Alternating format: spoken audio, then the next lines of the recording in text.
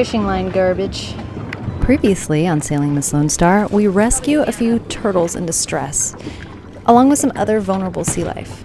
Today we're taking all of the dangerous fishing line we collected and trying to find a proper place to dispose of it.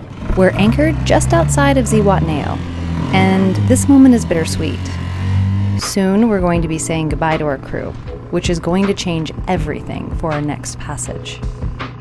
Launching the dinghy was no small feat, especially at 8 months pregnant, but there's nothing I love more than seeing Houdini gently floating on anchor in a new place, new scenery, new people, new culture. And we're ready to go explore. Once on shore, we quickly discovered how hard it is to find a safe place to leave our dinghy here.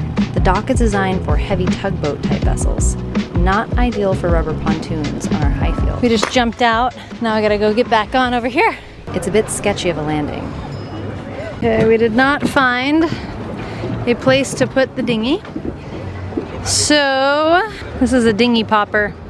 Look at that moon. Wow, that's something, and it's full.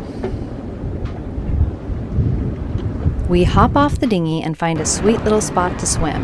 But as I size up the situation, I realize super gorgeous. Jump in the water, jump. He's like, yeah, right. You a water dog? Jump. Once my round belly and behind get off this dinghy, getting back on is going to be a real challenge. So we decided to head back to the sailboat and check in on the crew, see what they're up to while we still have them on board.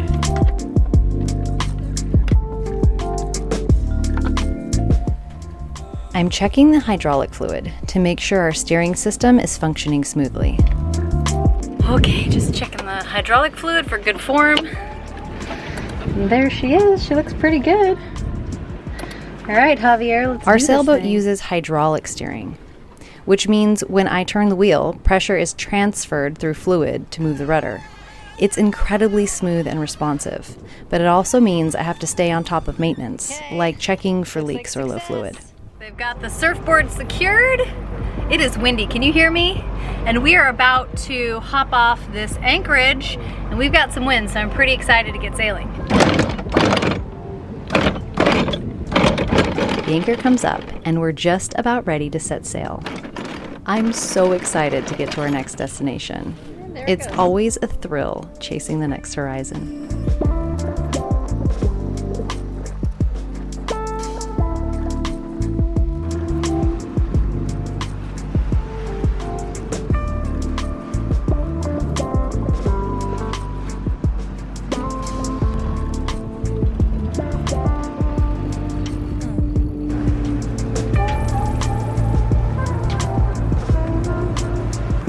At sunset, we're joined by a playful pod of dolphins. Almost like they've come to shepherd us into night watch. It's moments like this that make me feel that sailing is just the most magical thing.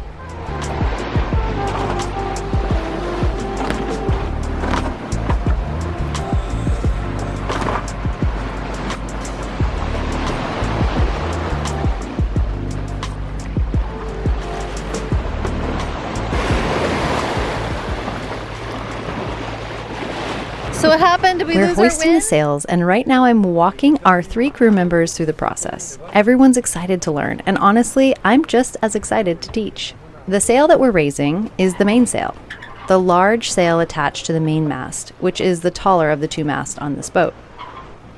This is a ketched rig sailboat, which means we have 2 masts, the main mast up front and the mizzen mast behind it.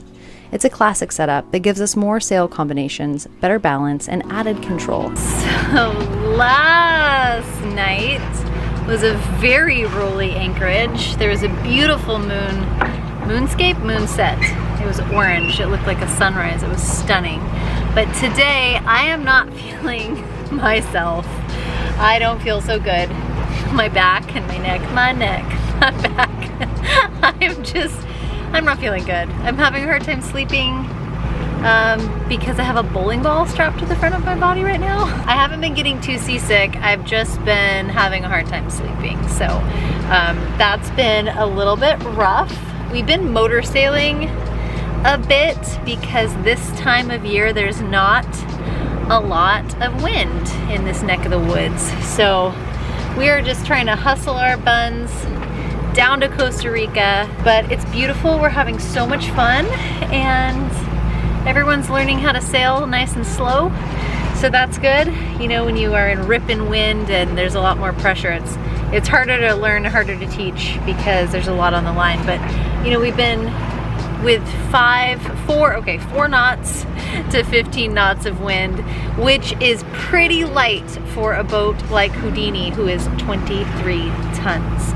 So we've been just chugging along, but the end of my shift is approaching and the sun is setting, and I hopefully can catch some Z's tonight so I look like a human and not a zombie.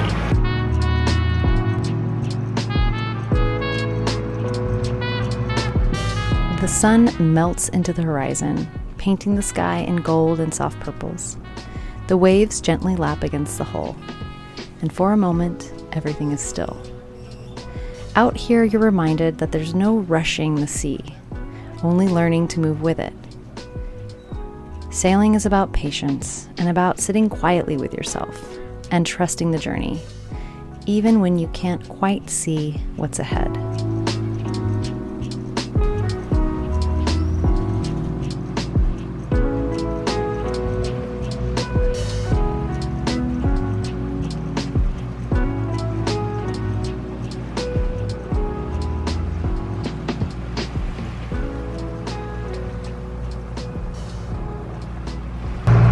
Finally a fish. False alarm. I see your lure on the water. Okay, tell me how that makes you feel. It's very sad. Wow. Today's gonna be the day. That's the thing. Today's the day, right? I already got the dopamine. The serotonin. So you're just... I won. I got dopamine in my brain right now. So now you're fishing your reel, your lure? You've got a lure? Something might have bit it. We didn't catch a fish, but we pull into Acapulco and we had no idea that it was going to look like an apocalypse. They haven't come close to rebounding or recovering after the hurricane of October 25th, 2023. It was Hurricane Otis, and it intensified from a tropical storm to a Category 5 hurricane in just 12 hours, one of the fastest intensifications ever recorded. It made direct landfall in Acapulco with winds up to 160 miles per hour.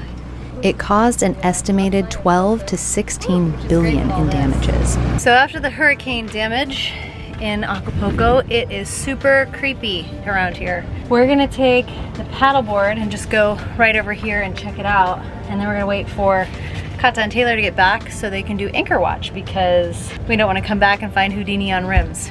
Without rims. On blocks? How do you say? When we went to shore, the poverty and heartbreak were overwhelming. Acapulco hadn't recovered from the hurricane, not even close. It was actually pretty scary. Windows were blown out of buildings, and whole blocks felt abandoned. All right, this spot does not have great vibes. Probably why insurance didn't want to cover me here. Just feels like Reno and Tijuana had a baby. Acapulco. You're supposed to be. We had to go in to get gasoline, but the hardship in people's eyes was unmistakable. Oh, baby, it's really weird feeling, eh? We gotta get out of here. Pronto. After we fueled up, we didn't waste any time. We hightailed it out of Acapulco, grateful to have what we came for, and even more grateful to be heading back out to sea.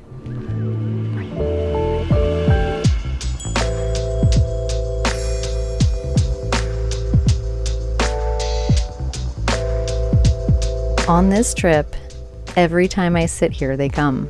The dolphins join me. There's a special kind of magic in that. Like they're riding the bow just to remind me I'm exactly where I'm supposed to be. It feels like an omen or good luck.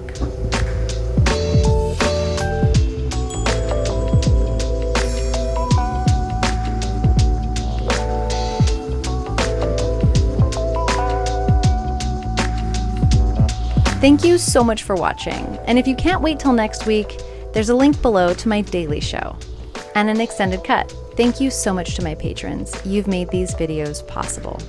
I'll see you next time on Sailing Miss Lone Star.